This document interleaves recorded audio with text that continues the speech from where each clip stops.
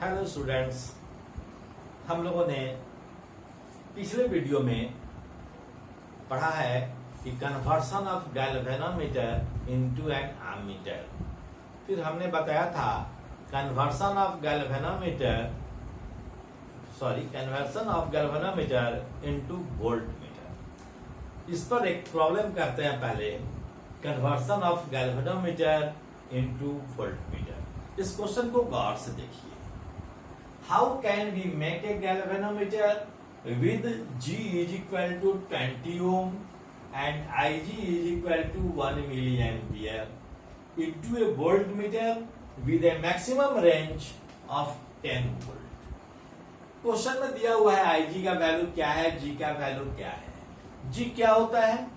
मैंने बताया था कि G को हम रिप्रेजेंट करते हैं गैल्वेनोमीटर के कॉइल के रेसिस्टेंस के लिए।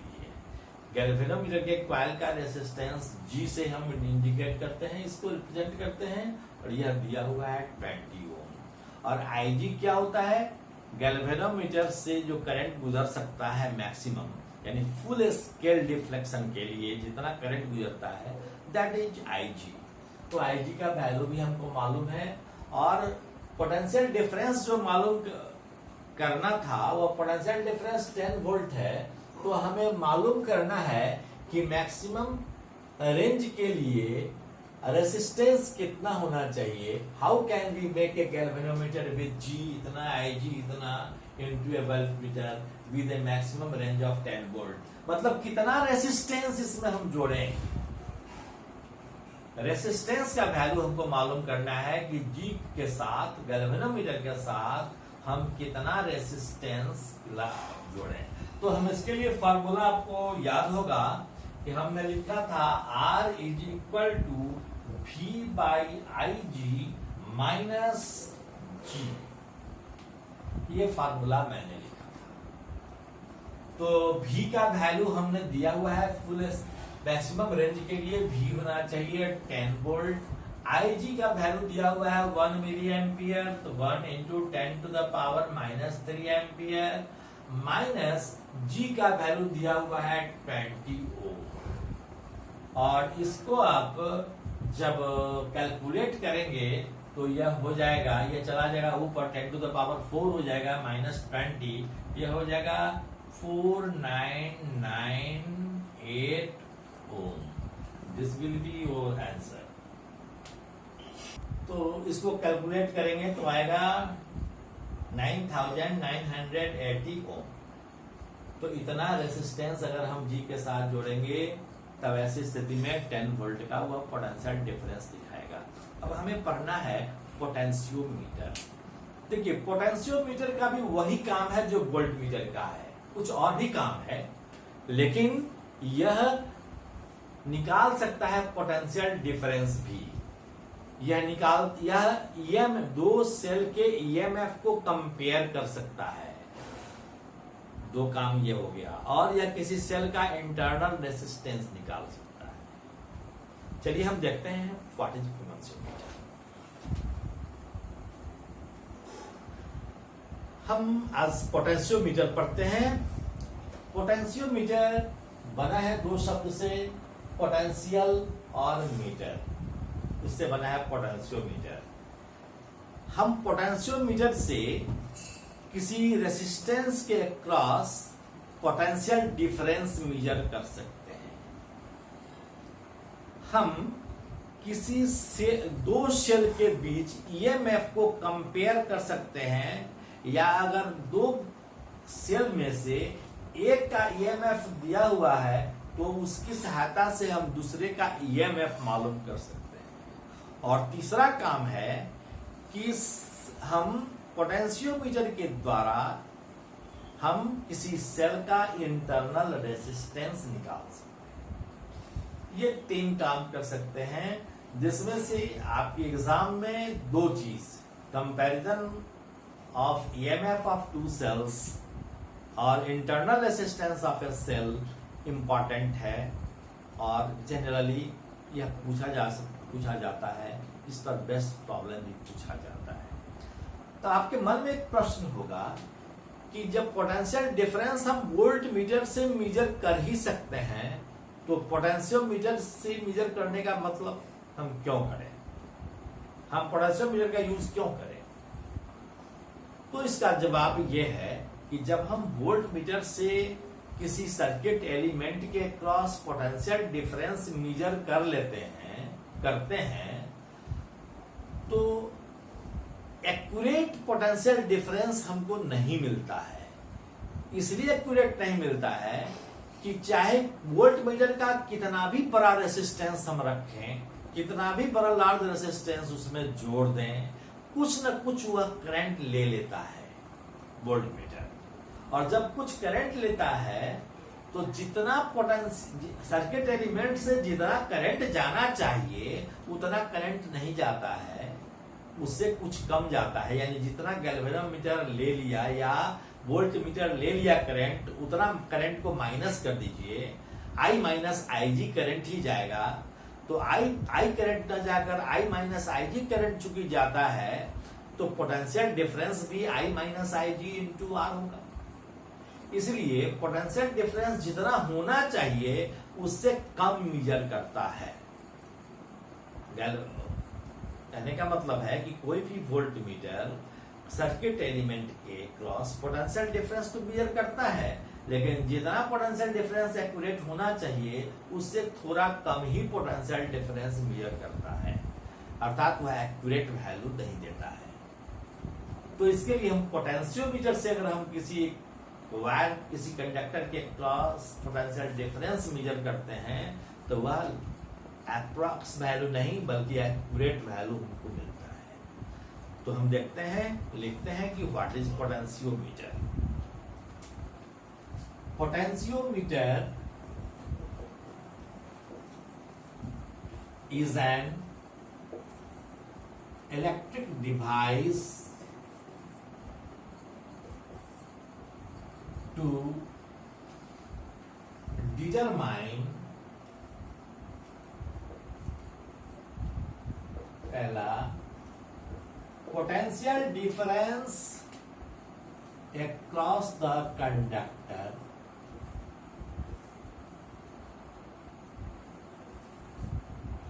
to determine, second,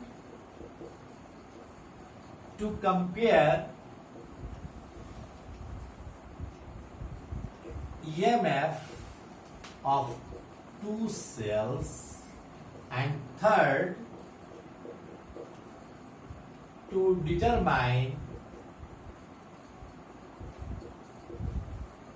internal resistance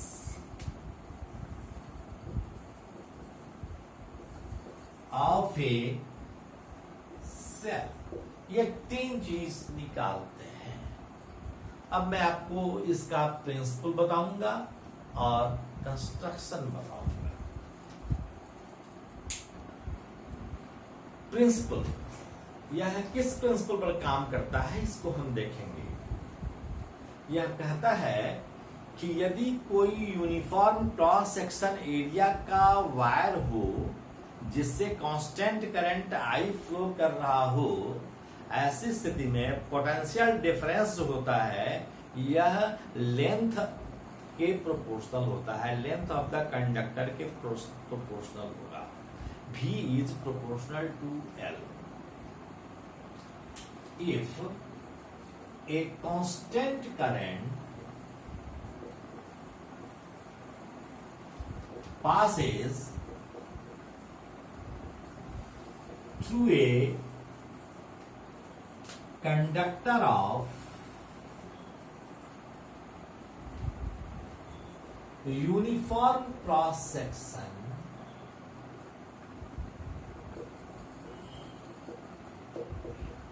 then potential difference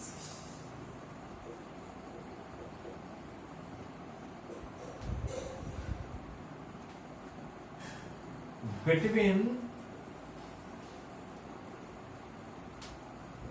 the 2 points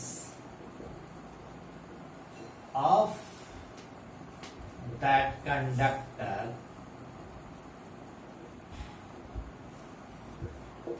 is directly proportional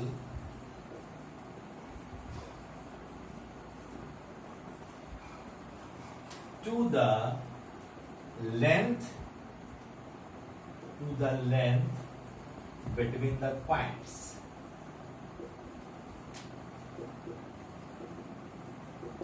That is V is proportional to L.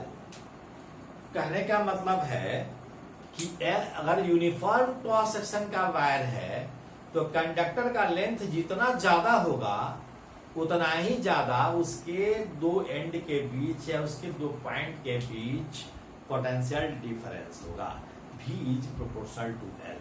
इसी प्रिंसिपल पर यह काम करता है. अब हम देखें इसका कंस्ट्रक्शन क्या है.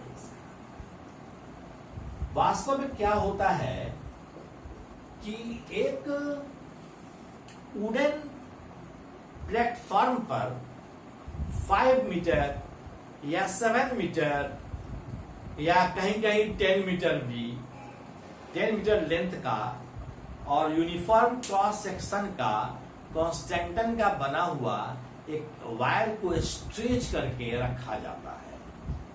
हम अगर सपोज कीजिए कि हम 5 मीटर लॉन्ग वायर ले रहे हैं तो अगर 5 मीटर लॉन्ग वायर है तो हम उसको 5 सेगमेंट्स में काट कर हम कॉपर स्ट्रिप के द्वारा इसको जोड़ देते हैं. जैसे मैं फिगर में बता रहा हूं. सपोज कीजिए कि यह एक वुडन प्लेटफॉर्म है. यह एक वुडन प्लेटफॉर्म है. इस वुडन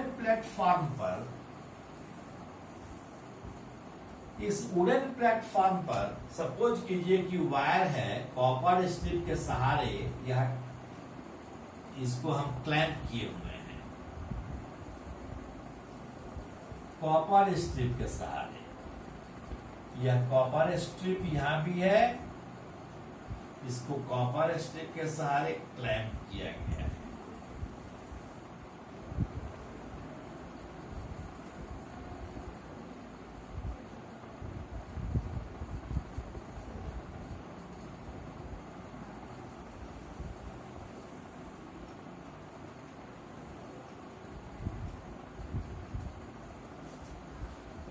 देखिए यहाँ 5 सेगमेंट्स में हम रखते हैं इसको. 2 2 4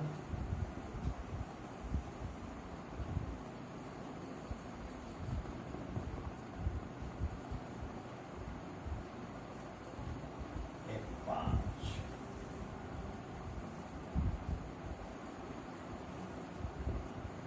AB यह वायर है. AB वायर है.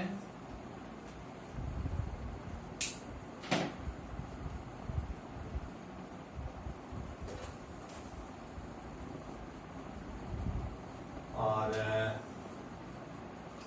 यह वुडन प्लेटफॉर्म है.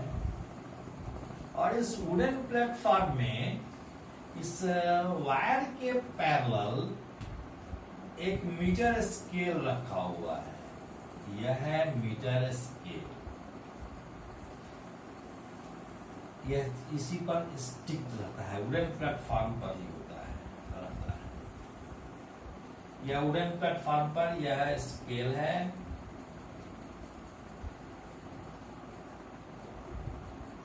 फाइव मीटर स्केल है.